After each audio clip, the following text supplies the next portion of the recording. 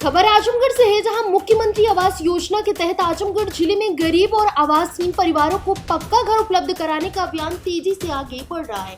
PDS परियोजना निदेशक सच्चिदानंद प्रसाद ने बताया कि वर्ष 2019-20 से लेकर वर्ष 2025 से 26 तक जिले में कुल 9,908 मुख्यमंत्री आवास स्वीकृति किए गए हैं।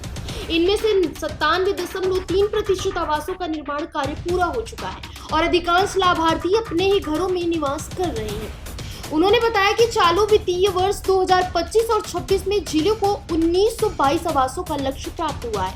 इसके सापेक्ष अब तक 913 पात्र लाभार्थियों का चयन किया जा चुका है, जबकि शेष लाभार्थियों के चयन की प्रक्रिया जारी है। चयन प्रक्रिया पूरी होने के बाद लाभार्थियों के बैंक खातों में सीधा धनराशि हस्तांतरित की जाएगी। सच्चिदानंद प्रसाद ने कहा कि मुख्यमंत्री आवास योजना की प्रगति की नियमित निगरानी की जा रही है। प्रत्येक सप्ताह मुख्य विकास अधिकारी परीक्षित खटाना की अध्यक्षता में समीक्षा बैठक आयोजित होती है। इसके अतिरिक्त जिलाधिकारी की अध्यक्षता में भी समय समय पर बैठकों का आयोजन कर योजना की प्रगति की समीक्षा की जाती है। इन बैठकों के माध्यम से आवास निर्माण, लाभार्थी चयन और धनराशि वितरण की स्थिति पर नजर रखी जाती है। यदि किसी स्तर पर कोई शिकायत प्राप्त होती है तो उसका तत्काल निस्तारण सुनिश्चित किया जाता है। मैं सच्चिदानंद प्रसाद, परियोजना निदेशक आजमगढ़।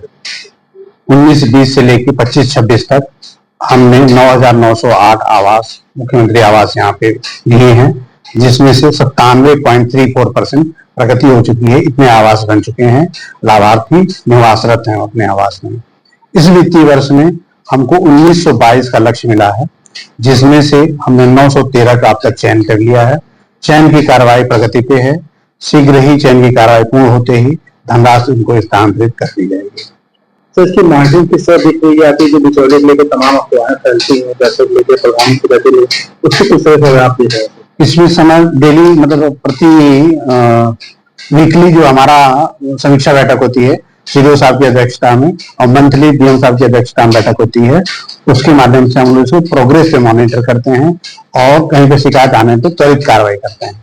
इससे तो लगभग जनता को कितनी राहत मिलती है ग्रामीणों को? इसमें हम लोग 1,20,000 रुपए 3 किस्तों में देते हैं। पहले 40,000, फिर 70,000, फिर 10,000 रुपए।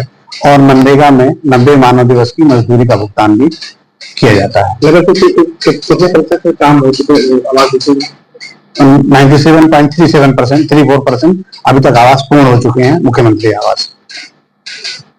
कितने घर गाँव में योजना चल रही है? सभी ग्राम पंचायत 1810 ग्राम पंचायतों में, आजमगढ़ के सभी पंचायतों में हम लोग आवास का लक्ष्य ओपन है। हमारे पास पर्याप्त लक्ष्य है, पर्याप्त संख्या में आवास उपलब्ध हैं और लाभार्थियों का चयन तेजी से हम लोग कर रहे हैं।